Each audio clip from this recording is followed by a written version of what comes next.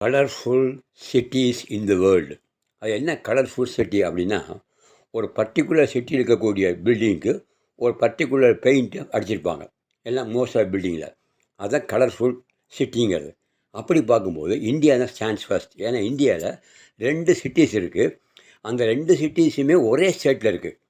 Colourful city. அது என்ன, ராஜஸ்தான் ஸ்டேட்டில் ஃபஸ்ட்டு ஜெய்ப்பூர்.